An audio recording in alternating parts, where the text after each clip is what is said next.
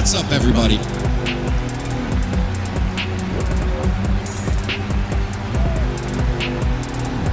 Welcome to One Set. What's up, everybody? Everybody. We are back for another episode of the One Set podcast. My name is Anthony Irvin, and here's my buddy Jim. Here's my buddy Jim Green. Here's your buddy. Buddy the Elf, everyone. The buddies here, as we like to say. We like to talk about WWE. We follow storylines and predict the future of those storylines. So, Jim, let everybody know where they can hit us up outside of our episodes as well. That's the Facebook group One Set Fam. Again, that on Facebook, on the Facebook. The number, we're messing this up bad tonight. Yeah, we're doing good. We're bombing. Nah, we're all good spirits. We're both coming off of a great weekend. The number One Set Fam on Facebook. Come hang out with us. Let us know what you thought about SummerSlam. Let us know where you think things are heading into the fall. Everybody's favorite wrestling season. And if you had to predict WrestleMania from here, like, what is this, 8 months out? Where you think things are headed for the rest of the wrestling season, for the rest of this wrestling year. I gotta say, happy birthday to your son, little Anth, turning 6, and you had the birthday party yesterday. I had a blasty blast. Turned 6 years old. I can't believe it. It was crazy. Yeah. It's been a fast 6 years. So always sad to miss it. I have my one company's annual showcase on that weekend every year. And it is the legitimate end of my like calendar dance year and the beginning of the next one. Like once that show wraps up, it's like, okay, that is the end of this past year. And then now it's like all eyes on new projects coming up and the start of the next dance season, which is coming up in like 4 or 5 weeks. That being said, coming off of a big weekend, I had the show, so I came home and didn't start SummerSlam until around 8 o'clock both nights. So I was playing catch up most of the time. I was like, it's fine. I'll fast forward through all of those insane ads. And I gotta say, they really trimmed down on the ad time with this one. And it felt like, I mean, the overall feel of SummerSlam, it just felt way stronger than WrestleMania. It felt like WWE creative had their hand on building the show, whereas WrestleMania was definitely ran by TKO, right? Like that is like that's got to be what it is, right? I just think this felt more of like a traditional WWE PLE. Like we had the big moments, we had I mean the matches were still, mostly within like the 10 to 15 minute range, which I mean it's kind of typical, but it just didn't feel as rushed as WrestleMania, So the matches didn't feel as short because you didn't have a lot of fluff in between the matches, right? Like, so the show had a good flow to it. It did. Could some of the matches have gone longer? Definitely, and we'll talk about those. Yeah. Did we get the 2 main title matches at about a half hour? I think the Cody and CM match went just about a half hour, and then I think Roman and Seth, they went a little over a half hour. Yeah, so CM and Cody went for 30 minutes and 10 seconds, and Roman and Seth went for 33 minutes and 25 seconds. So, and both matches I thought were stellar in their own rights, almost perfect, like some small gripes, but like the overall feel was like, this match feels really important. This match feels really good. Like, the guys are putting in the work as top guys in the company. Right. And I gotta say, I almost wonder if they all feel like, hey, this is like our time is coming to an end kind of soon. Like this could be one of our last really, really good matches to put on. Let's give it literally everything that we've got. And I thought that they all delivered. I thought they all delivered. You can definitely feel the shift of like the momentum of, the top guys that have been, in our faces the last, 10 or so years, and you're starting to see the shift of, the Obas and Brocks and everybody kind of starting to really make their way into a lot of things. It's a good time right now because it's like you're starting to see, the underdogs and like a lot of the, NXT guys who are really trying to put in the time to shine. So, and we saw that tonight on Raw with, the stare down with Oba and Braun Breaker, which we said just before we went live that we were stoked on that. Like, just they could have given that to us like yesterday, and we would have been stoked. So, Yep. Well, they had to give us something because like. And we're gonna go through SummerSlam first, and then we're gonna get to Raw. We're gonna try to stay organized here. But that being said, Roman opens up Raw tonight, and LA Knight comes out, and he tells LA to get in the back of the line. He's like, unless you're winning a tournament, unless if you're, and it's like he literally laid it out there for Oba to just. I was waiting for Oba to interrupt him. And when he didn't, it's like, okay, they are keeping Oba away from Roman until WrestleMania time. So, once we knew Oba Femi was going to come out and cut a promo, it's like they have to give us some direction of where Oba might be going. He cuts the promo, he leaves the ring. I'm waiting for somebody to interrupt him maybe.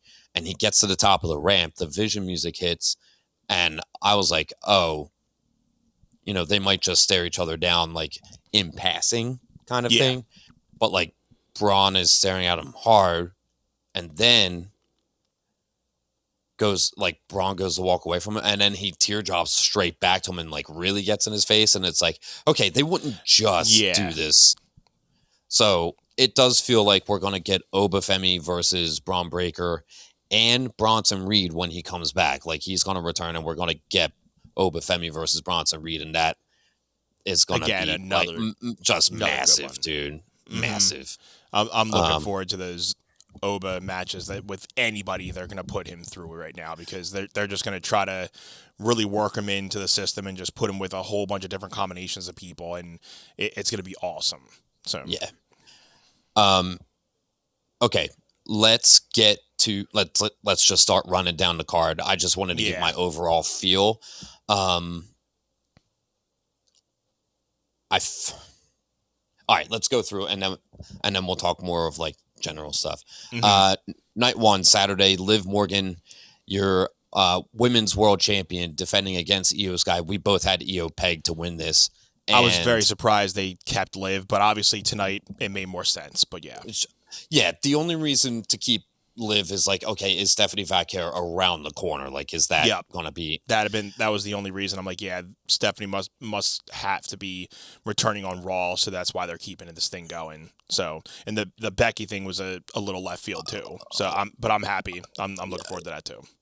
Absolutely. Match overall felt like, I thought it was really good. I saw some people have like gripes about it, and I was like, yeah, no, this match was a stellar opener. I thought it was great. Yeah. I thought the ending was really good with Liv going for the Oblivion, Io hitting the head spring, and then Liv catching her with the co-breaker, and then getting the Oblivion on her and hitting her with the pin. I was actually really shocked and really enjoyed it. Like, I thought it was really well done. Match length went 13 minutes and 35 seconds. Fair. Yeah, I mean, it didn't have to go past 15 minutes. I thought that they got done what they needed to, and for an opener, you don't want a long, drawn-out opener anyway, so I thought it was, like, pretty much just right. Like, I thought it was really good. Just like anything, you want a match that's going to, like, really, set the tone of the whole thing, and I thought, it was a good start to the whole night. Like we were talking about it last week, that if your opener is putting on, a hell of a show, it's going to really set the tone for the rest of the night. But if the opening of something is really bad, it's going to be hard to really build that momentum back up, Yep. I thought they nailed it. Brandon in the chat, shout out. we're gonna get to the root beer dog when we get to Sunday. But for Yes. Liv to come out singing her own song, as annoying as it is, anything that a heel does that's annoying, it's like, all right, they're doing their job, and it's very cringe. And it's like, okay, good job making us not like you however you can, because there's plenty to like about Liv Morgan, even if she is a heel, right? Right. True. So what's next for Liv Morgan? Obviously, we saw on Raw tonight, and we'll just like quick chat about it. She came out and was giving Raquel her flowers for being the new Women's Intercontinental Champion with the barbed wire IC title. I didn't see the barbed wire around it, but I mean, it wasn't tacky. It's just got a couple barbed wire streaks across it. It's like, okay, Gotcha. they did something to it. I mean, it's not a fire hazard like Trick's fur belt was, right? Like, so yeah, right. it fits Raquel's gimmick. She Liv goes on to give Roxanne flowers, and I'm like, I don't know. Like, I just see a triple threat amongst the three of them at some point. But obviously not for a little while. Is curious, how many factions do you know of that started like all men or had like one woman and then flipped, and now it's majority Mostly women with just a women. couple like, Yeah. I can't think of any.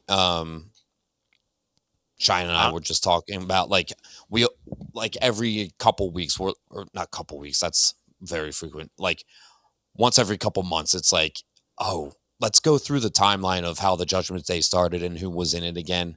And like, I was like, I was talking last night about like, oh yeah, and then Carlito was in there. She's like, I don't remember Carlito. I was like, yeah. he was there for like a year, but like Judgment Day's been around for like 5 years now. So like, it's just kind of been almost the same amount as the Bloodline. They kind of started around the same time with each other. So I think in a way, Judgment Day has kind of had a more of a constant than the Bloodline, even though, well, because the Bloodline kind of fell apart. It fell apart for a little while, so they had a slight bit of a break, where Judgment Day has always kind of been in that constant story. And even though they were going through their changes, but, the Bloodline had their time away, and it kind of, went away for a little bit, but now we're back into the, main picture of the Bloodline stuff. But yeah, it's just, I think like the Judgment Day has been this like staggering, like holding on by a thread type of thing at this point, where the Bloodline is just now, getting back to being like this solid faction again. So it's like Judgment Day's holding on while Bloodline is just regaining their importance. So it's interesting how that is. So like timeline wise, if you go back to 2020 SummerSlam, I think, SummerSlam was the Roman Reigns return. Yep. That was like the introduction of the Tribal Chief Roman. Tribal Chief was born. And then he won the title, literally, like the Universal title, literally the next week at Payback. And then we got him versus Jey Uso. And like the Bloodline, I think, formed around that fall. And then WrestleMania 37 was when we had Damian Priest help Edge. I think he beat AJ Styles. Like, I think it was Edge versus AJ Styles at WrestleMania 37. That can't be right. That can't be right. Because WrestleMania 37 main event was Roman Reigns, Edge, and Daniel Bryan. That's right, yeah. But I'm trying to think who it was that Damian Priest took out for Edge. It might have been SummerSlam. Because I don't think it was WrestleMania 38. That feels like, I feel like Judgment Day has been around way longer. Yeah. I'd have to go back and look that up. Yeah, we'll have to go back. Anyway, Becky made a return tonight and was throwing shade at Liv pretty hard. It was and good. Then Liv's walking up the ramp with Roxanne and Raquel, and then Stephanie comes.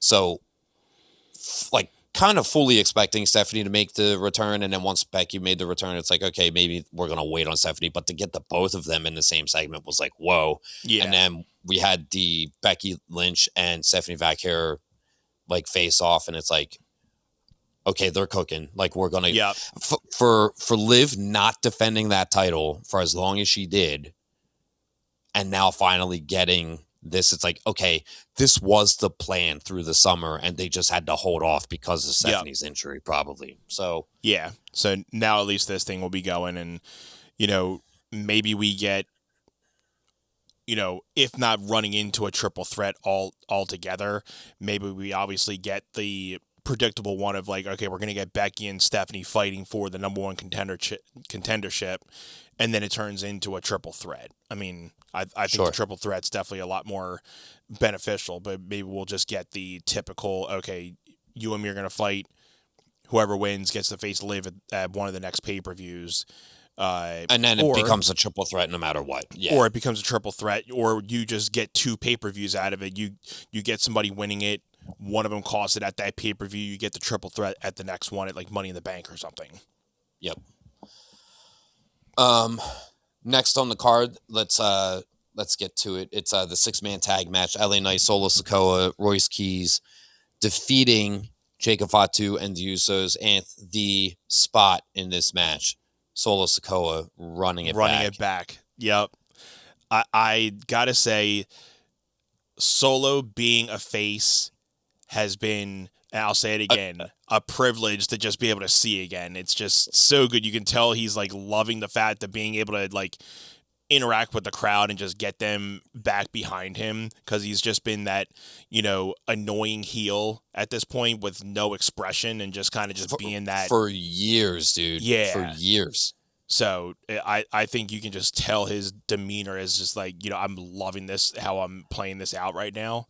So, well, and apparently backstage is all over it. So like, and the fact that like Jay is he just like started freaking out. It's so good, dude. Like, you use my shit on me. Yeah. I think like for a moment we were like, is Solo actually going to turn on LA Knight? Like, was he just like roping him in and then he's actually going to go join the Bloodline? It's like, at this point, that ain't happening. Solo is definitely he's sticking to his gimmick that he's in now. And it sounds like we're both here for it. The match went 11 minutes long. I don't think it overstayed its welcome. I thought it was fine. It's another one that, again, didn't need to go too long because it, like you said, it did everything it needed to do. So LA Knight picked up the win, and it gave him the momentum. Getting the pin was definitely good for his spot because, again, relating it to tonight, he was, on the line with Roman, and, I'm putting my stint on it that I think LA Knight is definitely winning that Money in the Bank at this point, and we are eventually going to get an LA Knight and Roman match down the line, whether or a match. I mean, he's going to get Money in the Bank, so eventually he's going to try to be able to cash in on Roman Reigns at some point.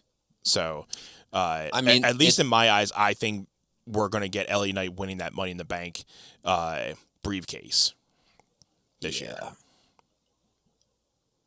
Yeah, I mean, if it's not LA Knight, it's got to be Trick Williams after dropping the U.S. title to Baron Corbin, which we're going to get into. I mean, LA Knight is like the more deserving. He's been around way longer. It's like Trick Williams just got to the main roster. Like, he can wait his turn, honestly. Definitely. Let's get to okay. Gunther defeats Nick Aldis. Nick Aldis went out there and did what he needed to do, which was show everybody what he could do. Yep, did a good job. I didn't love him just quickly tapping out to the headlock the way he did. I know he got into it and got out of it a couple of times, but I thought he could have shown a little bit more fight in there. But nonetheless, I don't think this is the last time that we see Nick Aldis in the ring. Yeah, I would want to definitely see him a little bit more, like how he can just go from general manager to being able to somebody that can just be like, hey, we're going to fight, So holding out for the him versus Drew match, there's like definitely absolutely opportunity for that. 100%. So we'll see. We'll see if Drew McIntyre makes his return. I mean, he was on the promo graphic work for the SmackDown that's coming to Philly this week. So like, who knows? We could be getting it. Yeah, because I'll be in attendance in Philly this Friday. So if anybody is going to be there, let me know. You know, we'll fist bump each other. Yeah, Coolio, so stupid. Coolio, so stupid. Way cooler. We'll say hi. We'll say hi. Yeah. Hi. Hi. I thought the match was great. I would go back and watch it again. You can tell Nick Aldis hasn't really been wrestling. Like, not saying it was bad, but like for him having not really wrestled, like I thought he did fairly well, and he's in there with Gunther. Like, I thought they had great in-ring chemistry. Mm-hmm. I didn't pay attention to the whole match because we were still in the middle of the party, so I was kind of going back between host and watching the match and everything. But from what I saw, you know, I was on glad Saturday. To see, on Saturday, and then kind of just getting ready for the party. My bad. So getting ready for certain things. So I was kind of in between, you know, getting stuff ready and just watching the match. But from what I saw, you know, it was good to see Nick Aldis in the ring and just being able to just show what he can do. You can see, obviously, there was a little bit of ring rust, and being that he hasn't, you know, wrestled in X amount of years, which is understandable. But I wouldn't definitely not mind seeing him in the ring again for, like we said, like a Drew McIntyre or something. Because there's Kevin Owens match. Kevin Owens would be brilliant too. Yeah, so I mean, we're gonna get to that. Next up, Fatal Influence defeats the Bella Twins and Paige. Match went 7 minutes and 30 seconds. It could have went 5 for all I cared. I barely paid attention to this match because I knew how it was going to pan out. While I was doing, I was like, yeah, I can care less about this match, so I barely even watched most of it. But so Paige ate the pin, and it set up for what everyone saw coming. Just do have to talk about real quick. Brie Bella, like, I forget what the injury is, but she is out for the foreseeable future. What was it? Not spine. It was yeah, I forget.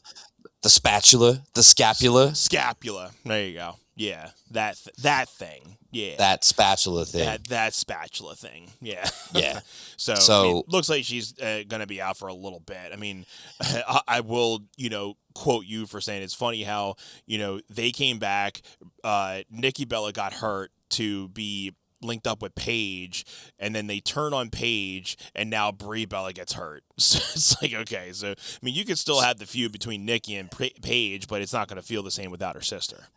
Yeah, I mean, for me, it was like, okay, they're going to bring AJ Lee back to come in and help Paige and do the AJ Lee and Paige versus the Bella Twins match first. Right. Because now you're just left with Nikki Bella versus Paige, which is like, okay, us, like, older fans will care, but, like, right. Otherwise, like, you could just have that match on SmackDown. Like, it doesn't need to be on a PLE. Yeah. If anything, test it out on a SmackDown or something and just let that see, you know, how the audience takes it. And then if you want to run it back, do it on a pay-per-view. But, yeah, you know. Yeah.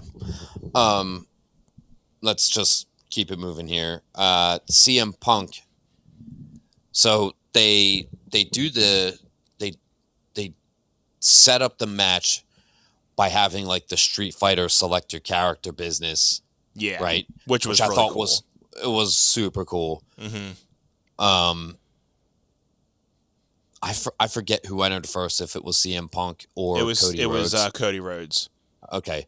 He comes up with the helmet that's got the guile hair on it, and I'm like, this looks ridiculous, bro. Uh-huh. I was like, it is 10% cool, 90%.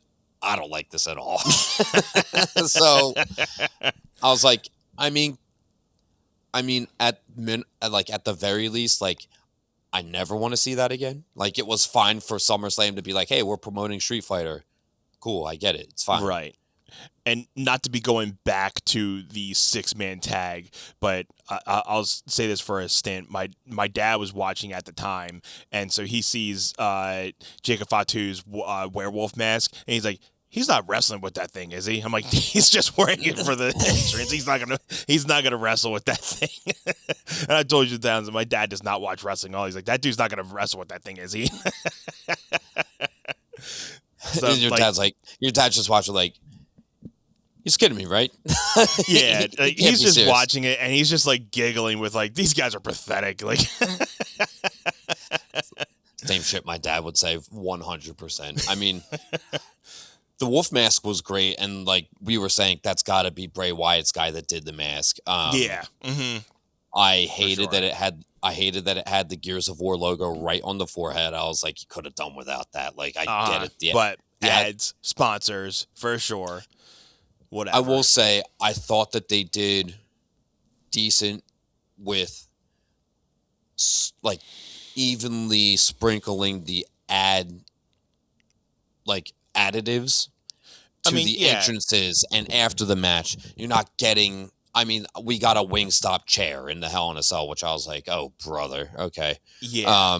But other than that, like, I thought that they spread it out a lot better instead of having just literal ads, like they just spread it within commercial breaks, like that. Yeah, I think that worked a little bit better, and like get your ads in somewhere else instead of just breaking and breaking and breaking and breaking. You know, there's other ways you can throw in spots, and I think they did a lot better job with just making it, you know, the entrances sponsored by this, or like the match sponsored by this, and then the wrestlers are, you know, wearing certain gear that's, you know, related to that ad or something that still gets the thing out without having to ruin the match and having to, you know, cause the match to go longer because you have to wait to see a 1-minute ad that nobody cares about. Right. But yeah, Cody's mask was like, it was cool, but yeah, I mean, you can kind of obviously tell with the Guile, you know, hair. It's like, okay, this is the way he's like portraying, because he's obviously Guile in the movie.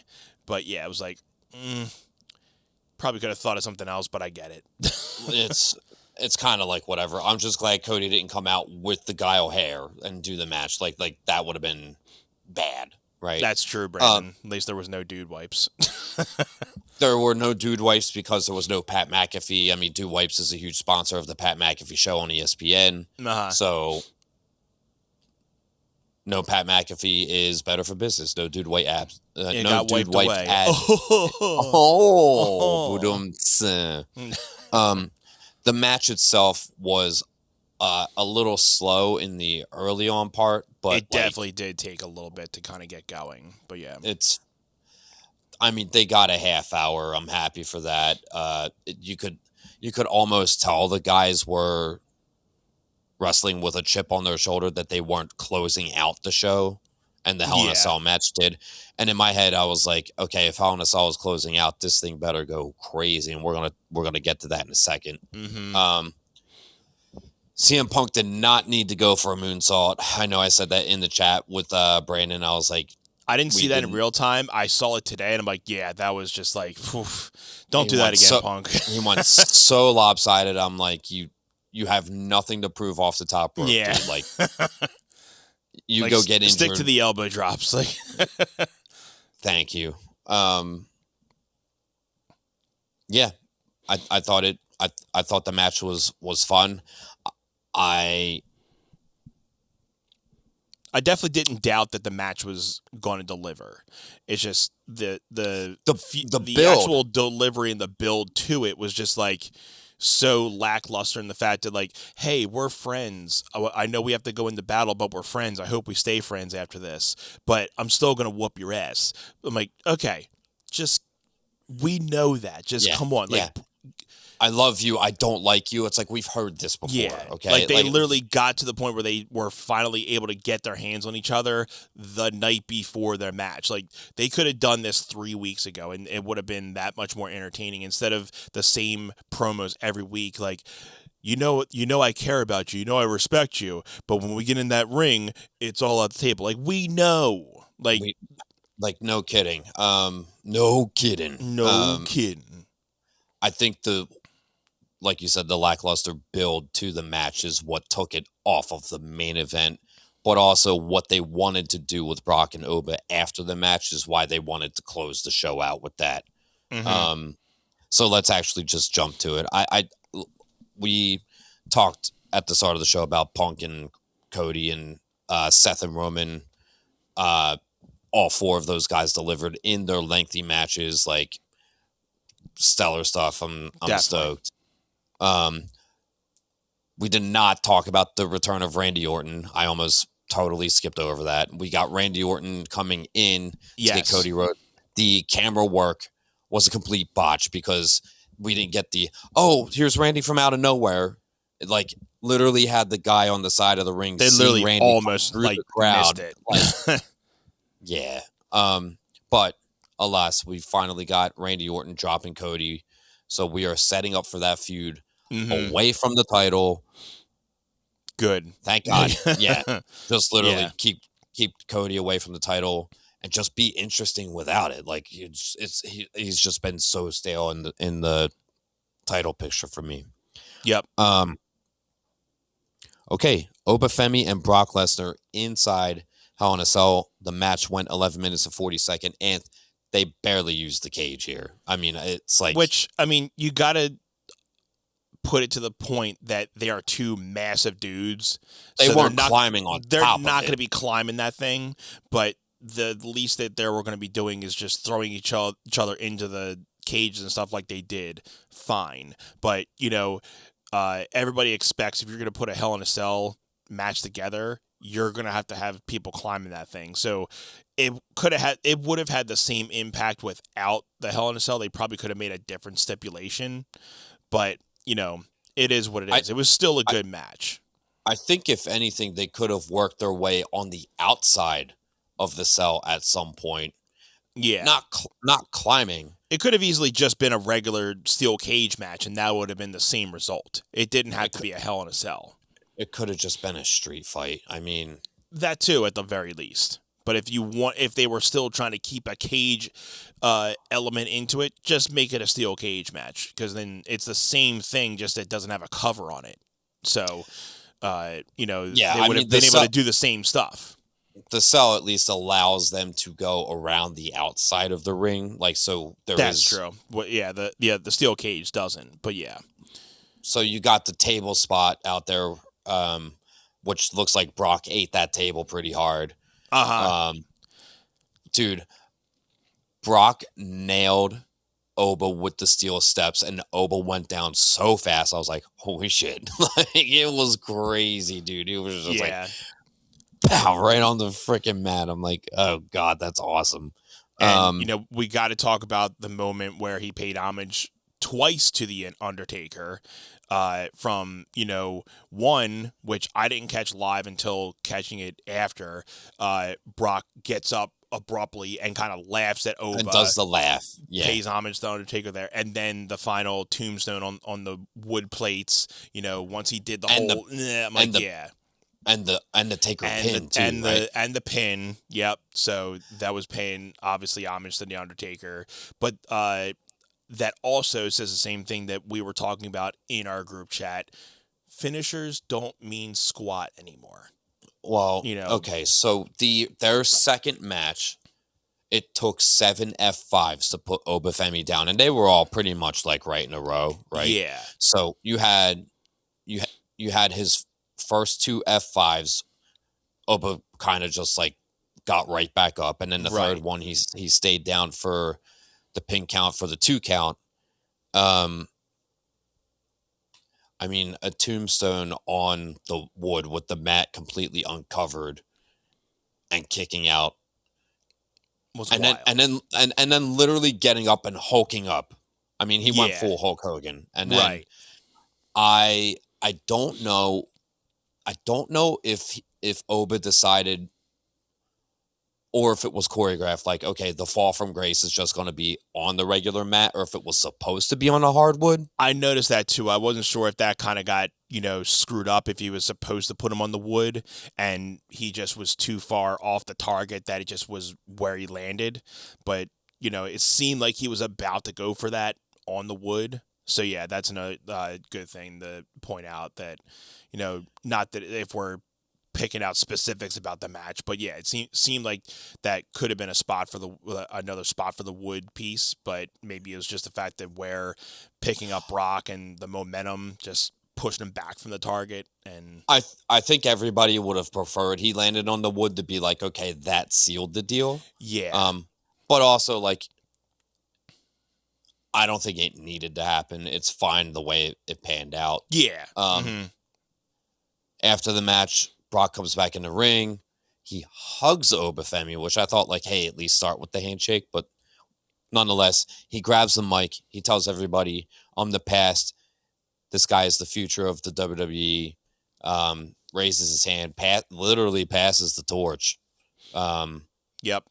Oba looks like he's, like, about to cry again, which, like, I mean, the guy coming up to the main roster and going straight to Brock Lesnar for WrestleMania, beating him, and now it's like, he knows he's a made man, Yeah. So that pretty much puts you in the, the pinnacle. Like they're putting a lot of trust in you. So start stepping up to the plate. You've pretty much stepped up to the plate at this point. Now you need to start swinging. Yeah, I mean, so I'm stoked for Oba with what they're going to put him through, because obviously they like we said earlier in the show, they already put an Easter egg that they're going to set up Braun Breaker and Oba eventually, which stoked about. Can't wait for that to happen.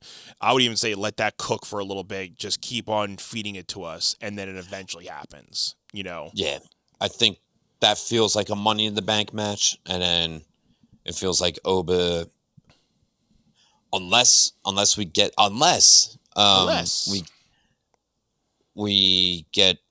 Oba and Bronson Reed first, and then we work our way to Bronson or to Braun Breaker at, like, the Rumble kind of thing. Thinking that too, like, maybe they get the final, or maybe they finally get their hands on each other at the Rumble, and then we get something within the WrestleMania road to WrestleMania part. Maybe they get into it at the Elimination Chamber, or something. Yeah. And we still got to remember that Oba is the king of the ring. He still owes us, whether he's going to challenge Roman or Punk at this point. But I think the obvious choice is Roman that he's going to want to go after. So I think they have that in their back pocket in case if The Rock is able to do WrestleMania. Mm-hmm. Then you have Oba take the belt off of Roman at the Royal Rumble, right? So, because if you have Oba with this title shot in his back pocket, but you have someone else win the Royal Rumble and someone else win the Elimination Chamber, then you've got, like, 3 number 1 contenders and 2 titles to go after. So it's like, we'll see what they decide to do. Looking forward to it for sure. Overall feelings on night 1, Anth, it's just, yo, what's up from the UK? Hey, Will from the UK. What's going on, my brother? Thank you for tuning in. Thanks for joining the One Set podcast. We are just wrapping up the Saturday night of SummerSlam recap here. I thought overall stellar show. Nothing against the women in the 6-woman tag, but, like, it was just predictable. Like, we knew Nikki was going to turn on Paige.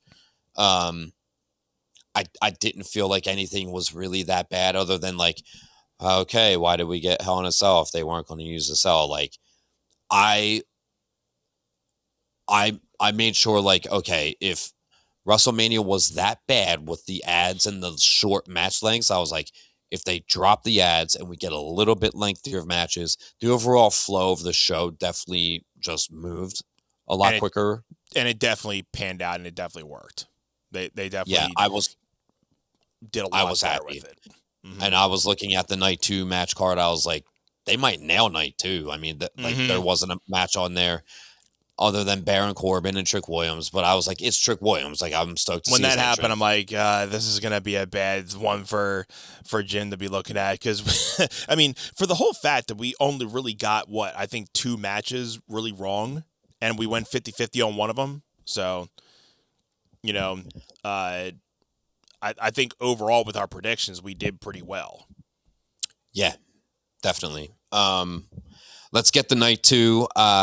We're gonna talk about some of these returns here immediately. Opening the show was Finn Balor versus Sami Zayn for the #1 contendership. Nick Aldis comes out, adds Gunther in the match, and I was like, this is definitely an eyebrow raiser. Like, Mm-hmm. thought it was a little weird. And then he's like, "Oh, I'm not done yet." And as soon as he said that, I was like, "No way!" I like started getting hype, and then Yeah. Kevin Owens' music hits, and I lost honestly it, didn't dude. even think about Kevin, and I'm like, oh, who's gonna be? And then Kevin Owens thing hits. I'm like, oh, here we go. Thank God, let's go. So I'm like, all right, well now, Sammy's definitely not winning this, and I'm like, Yep. all right, They at wouldn't this bring point, Kevin Owens back and him not win like right? that. So I'm like, all right, he's got to be top 2. I mean, Finn Balor maybe second or third. It would be either like Kevin Owens, Gunther, then Finn. So, yeah, awesome to see Kevin Owens come back and just get this big pop from the audience. Yeah, overall the match wasn't like anything crazy. I think I was half paying attention to the match because I was just flabbergasted that Kevin Owens was back and was just so hype. And then I mean, he stunned everybody with the return, and then he hit Sammy with the stunner and pinned him after the stunner, and I was like, let's go. Kevin Owens is back, and he's the #1 contender.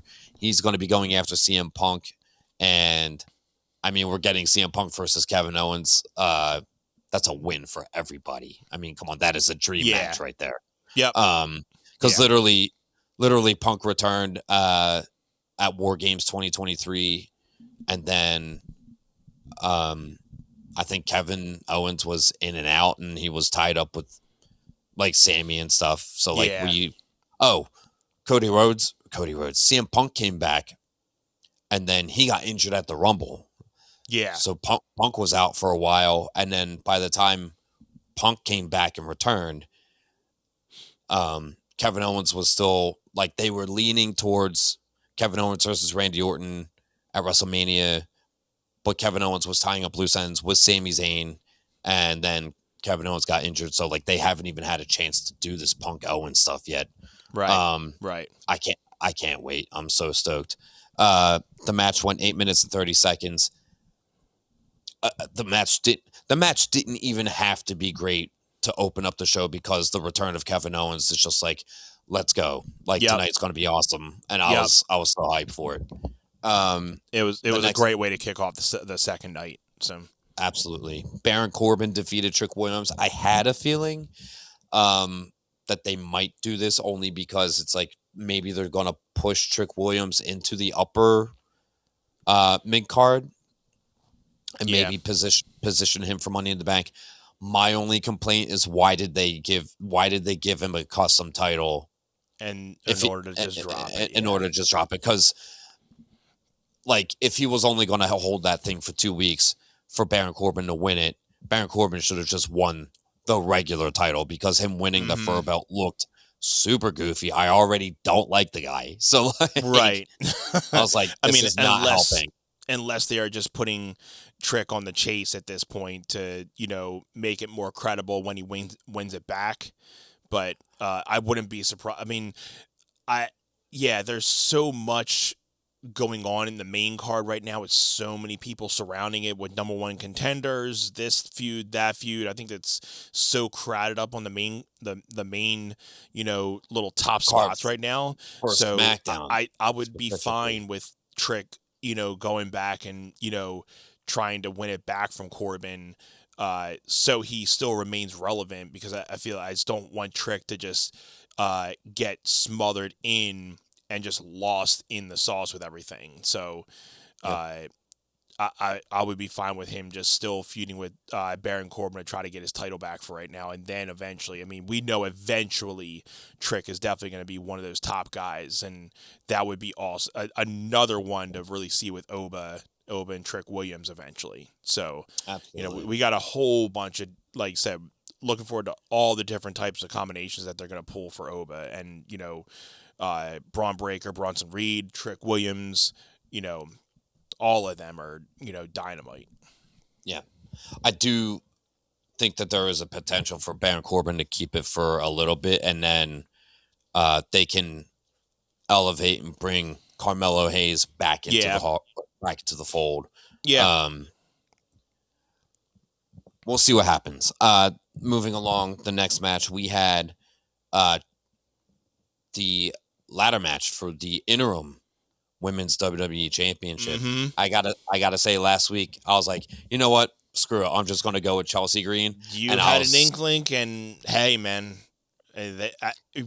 sometimes they obviously just pulled the trigger on that, and I think that was the best thing that they did, because I mean they figured she's not gonna hold it for that long. Might as well make it entertaining, because she's going to put some type of spin on it, and at least she can give us some good matches while Rhea is healing up. And then when Rhea comes back, we know at least Chelsea's going to, put her in a good elevated spot. Why not? She's been doing good. Give her a little bit of a shine, so then down the line when she actually wins it for real, people will be, back to be like, yeah, she definitely deserves this. I feel like it being an interim title, it's like, why not just give her the chance and then take it off of her when Rhea comes back? Why not? Exactly. We have been saying, like, if you're going to have these younger stars, you're going to have to put them in these situations to see how they do, because instead of just continuing to just ride it out with Roman, Cody, and all these other guys, which you already know can run the show, you're going to eventually have to risk some of these superstars to see how they do, and either they sink or swim. You're going to have to eventually start putting these people in these positions to see how they do, if you want these people to be, if this is your next generation, you're going to have to put some risks out there. I think that, because everyone's like, oh yeah, up yours, Michael Hayes, like Chelsea showed you. Guys, Michael Hayes said that on purpose to get support for Chelsea Green. It worked. It definitely did. Everyone got worked. This whole Braun Breaker thing, we've been like, we don't get it. We don't know why they're holding Braun Breaker back with the Vision. He's a tag title. He's a tag team champion. Everybody was fired up about Braun Breaker, and then look what they did. They put him in a stare down with Obafemi. They did that it was all part of the plan.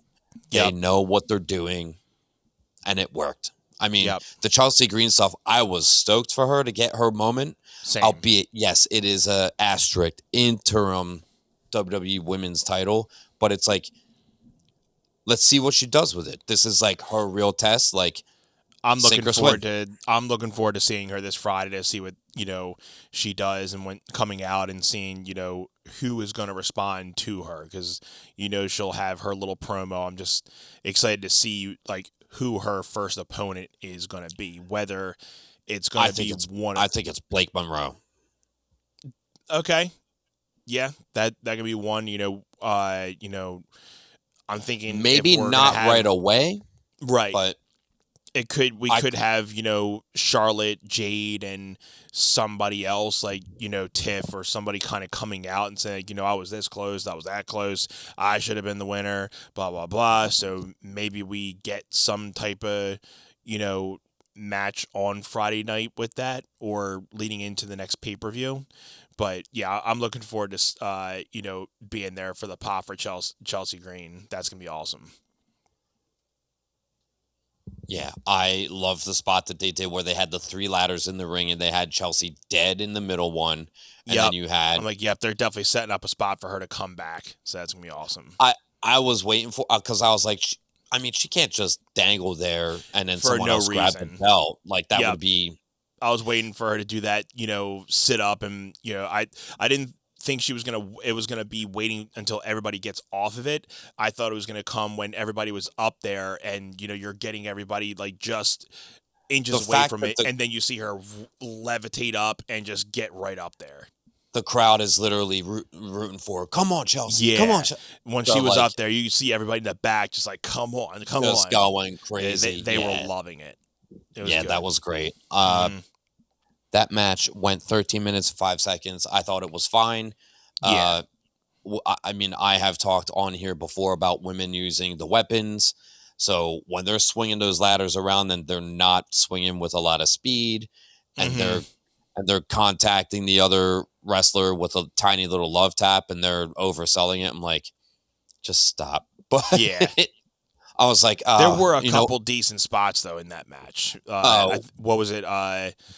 Lash Legend, kind of throwing Tiff on the ladder spot, and Tiff ate the ladder a couple times, like, yeah, and she real sold bad. she sold that one for sure, just so you can hear it. But yeah, she definitely sold that one really well. And yeah, I will agree. Tiff did get a couple decent ladder shots in that match.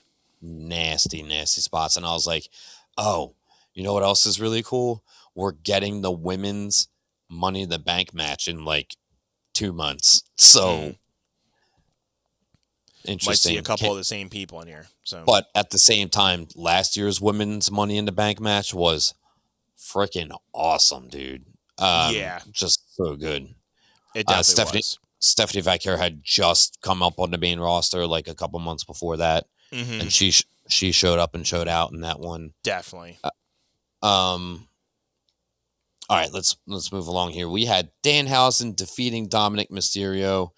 I mean, this was just to get Danhausen on the show. I didn't care. It was kind of like, hey, let's have a little breather after the ladder match before the Chad and Penta match.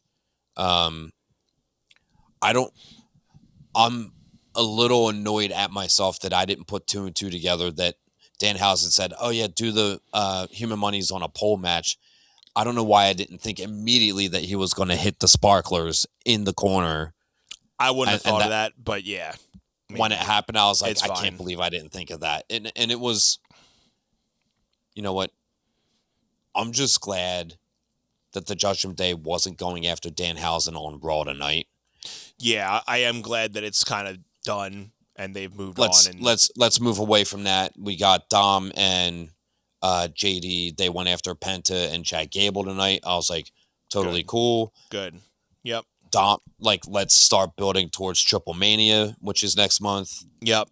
They're all going to be there. Like, they're all going to be on that show. So, So that kind of leads us into, I think the next match was Chad Gable and Penta, right? So, enough said. I mean, Penta is Penta. I think this is obviously not going to hurt him that much. He's definitely going to be moving heads. I mean, if anything, he takes a little time off or he goes into AAA for a little bit. But I think seems like they're not done with him. I mean, from what happened on Raw tonight, it looks like he's going to be in Chad Gable's corner for the time being. I thought he was going to turn heel and take out Chad for a minute. When he came out, I'm like, "Ooh, are we going to get a heel Penta?" I did for a second think that, and I was like, he's too over. Everybody loves him too much. I don't think they're going to do that yet. Like, I think they're going to hold out on that. I thought of that too, but I'm like, I wouldn't be surprised because, I mean, if anything, you're still going to have people loving him no matter what. So, but it would be hard for him to turn heel if they were going to turn him heel because of that, because he's so over. So it's one of those situations where like you're trying to make him a heel, but he's still so much of a babyface that people aren't going to want to see him. They're not going to believe it as much. The only way you turn Penta heel is if you have El Grande Americano come back, because he's going to be super over when he comes back to the main roster. So you could turn Penta at that point because you'll have El Grande Americano to fill that void, right? Yeah, definitely.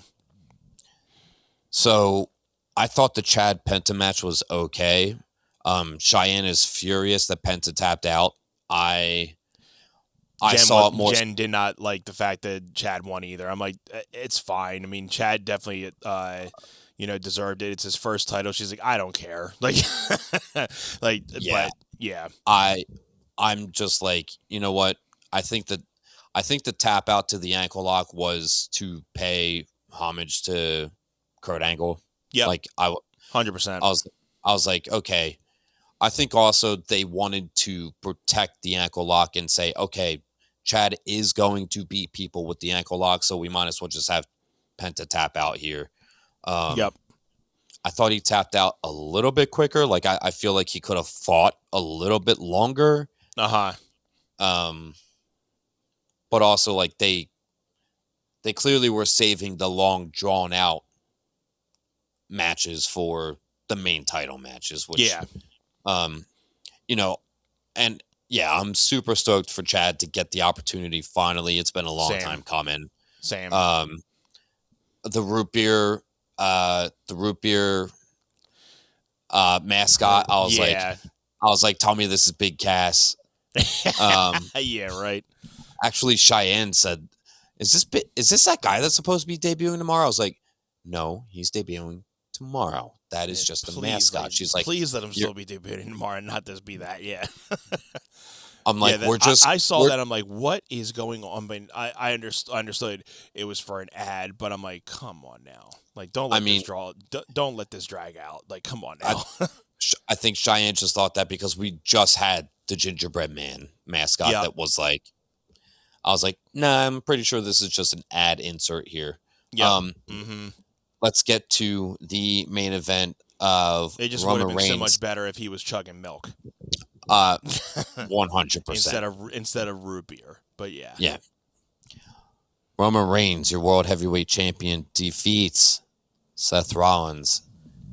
I mean, if this match doesn't reign cinema and like the epitome of how a wrestling match should be, I mean, there was no interruptions, no, like they had a great,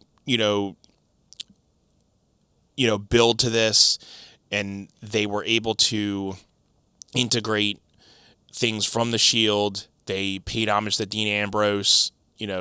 This match was, amazing in my book. I mean, I don't want to say, 10 out of 10, because obviously there's no match that's always going to be like a 10 out of 10. But it's that if I had to rank like out of 10, it's definitely going to go over a 9.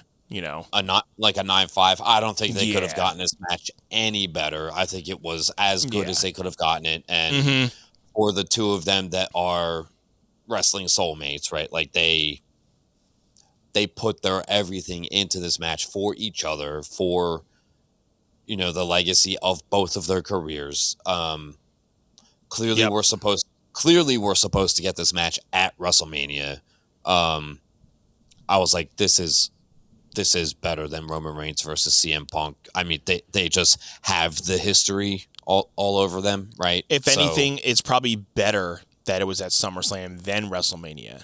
So, because WrestleMania was such dog shit. So, so we probably wouldn't have gotten the same match. So it's probably, if anything, better that it was Roman and Punk. Which, I mean, again, that match was great too. But I think this Seth and Roman match was stellar, beyond means. And it delivered on all cylinders, just paying homage to this, paying homage to that. Seth with the mask, Roman with, it seemed like he had like the Shield shoes, and, they, had a whole bunch of Shield symbolism throughout the match. So it was great. Seth did the Dean rock back between the ropes and came up for the lariat. I was like, all right. And then Roman with the Dean Ambrose DDT. So definitely it was good. Yep. So it was good. And the fact that they both at the end were able to, just do the whole Shield, fist bump thing at the end, just to say, okay, this is the end, putting this to bed so we can, let the Shield die at this point. Yeah. And that's probably, they never have to wrestle one-on-one again. Like that's it. And the only other thing that could have made this top was if Dean Ambrose came out.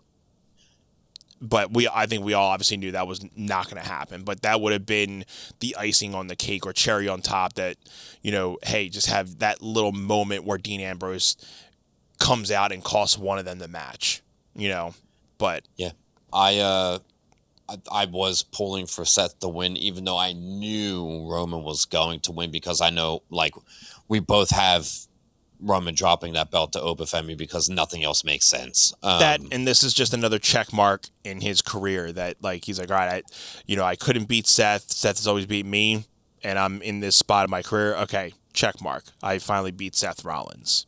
So Yeah. this is just going to be something in his career to be like, all right, this is another one of your accolades that you made through. And I think that he is going to defend against Drew McIntyre again, and instead of there being bloodline interference, because that was, Roman Reigns is currently on the run of ain't nobody interfering, because that's what, the legacy of Roman Reigns needs to be remembered is at the end of his tenure, he went on a tear where, like, just nobody could beat him, and he did it by himself. Like that. Yeah. I'm all for it if that's how his next couple matches are going to go, that he doesn't need, to have the interference. He has them if he needs them, but, trying to make it where, like, hey, I got this tonight. I don't need the help. And just with the same thing on the backstage segment where he was talking to Fatu and the Usos, talking about, LA Knight, saying, like, you guys had your chance. Let me deal with them. Like, don't even touch them. And then we get LA Knight coming right from behind him, saying, like, did I hear him say, you can't touch me? He's like, and then Jey Uso tries to step to him. He's like, oh, you don't want to say too much. Have your daddy put his leg across his lap. Bend you over his knee. Yeah, that's so good, dude. I gotta say that promo tonight with him and Roman was awesome. I think we did mention it earlier tonight, but yeah, LA Knight is on a run.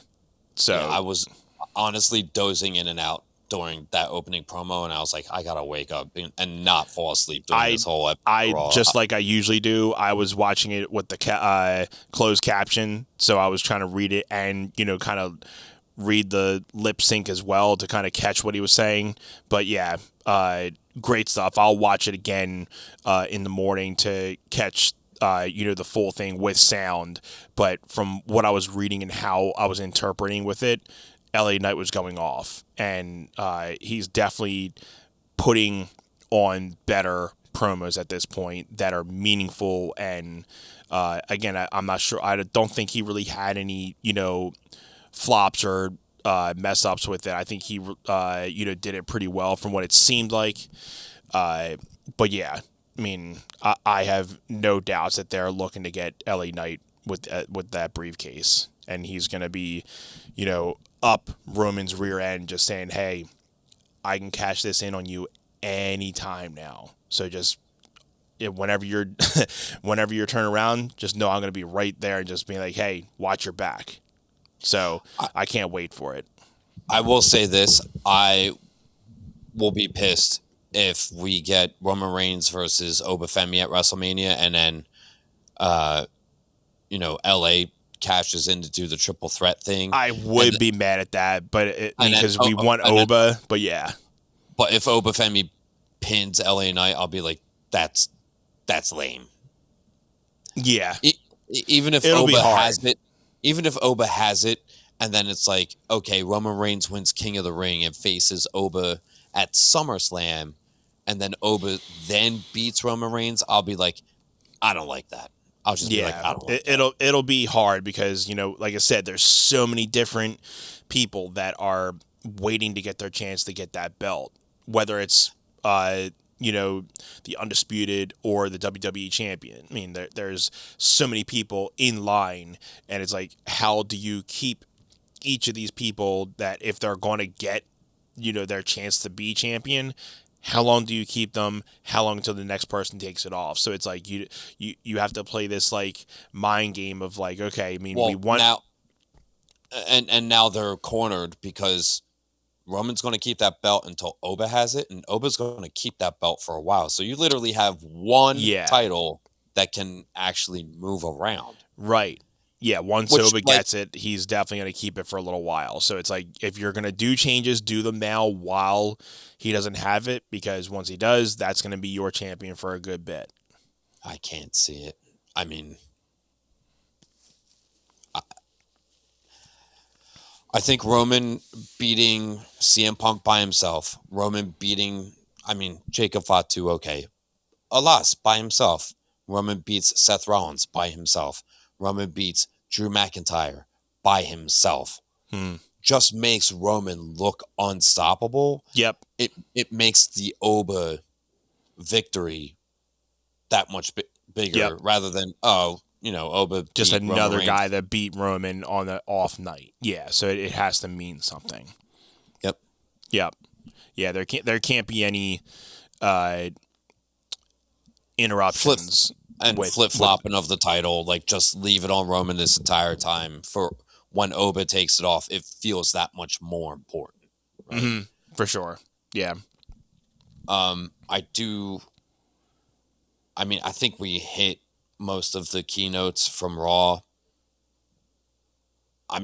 Just Big Cass return, and he put some size on him. We did say that. Yes. We talked about the tag match.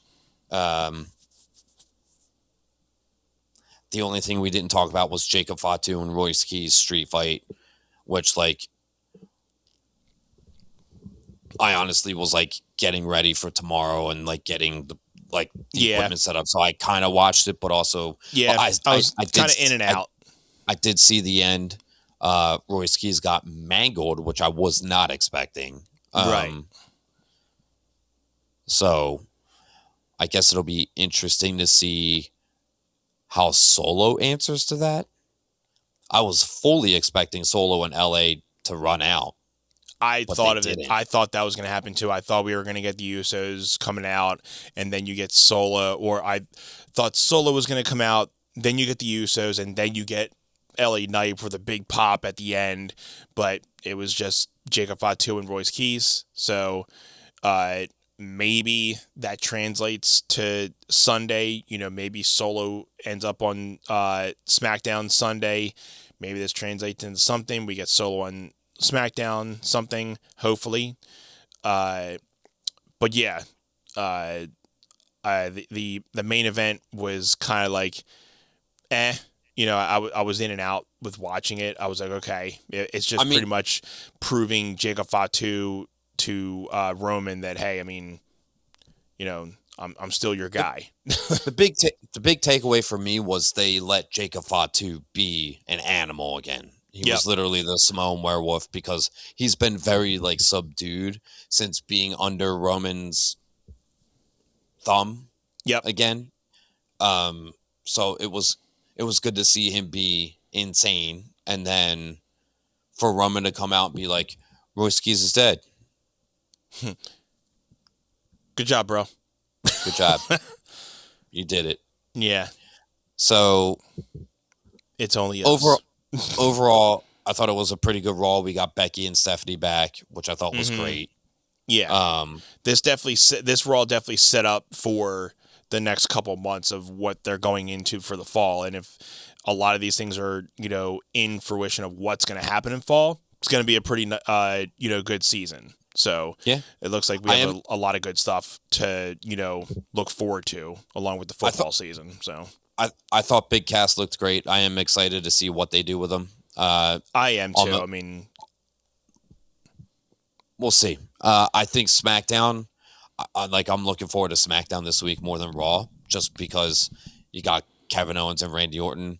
Yeah. Cody Rhodes is not your WWE champion. Looking forward to see how that turns out, because that was one of the reasons I bought the tickets, so I can get Anthony to see Cody for the first time. So I can't see him not being on there, because we're going to get CM Punk, so can't not think that Cody's going to be on there. We got to get some Cody and Randy Orton stuff for sure. Definitely. So we'll get Kevin Owens. We're going to get some Trick Williams and Baron Corbin. So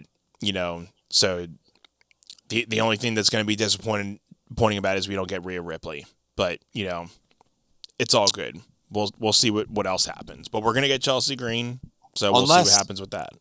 Unless Rhea shows up and congratulates her and says, when I'm ready, unless we do.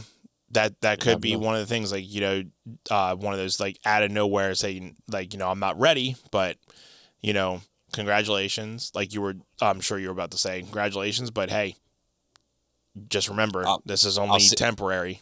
I'll see you soon. Yeah. Yeah. Anth, let's wrap it up. Yeah, man. Just want to say thank you to everybody who hung out with us tonight and, commented in the chat. Make sure you let us know what you thought of SummerSlam, what you thought of Raw tonight, and if you are looking forward to the next couple months into the fall of what WWE is, presenting to us. So, for everybody who is here for the first time, my name is Anthony Irvin. I'm here with my co-host and best friend, Jim Green. We are the One Set Podcast. We talk WWE. We follow the storylines and predict the future from those storylines. And Jim, let everybody know where they can hit us up outside of our episodes. That's the Facebook group One Set Fam. That is the number One Set Fam. Come find us on Facebook. Hang out with us. Chat all things WWE. Let us know what you thought of the week's episode of Raw or the previous SmackDown.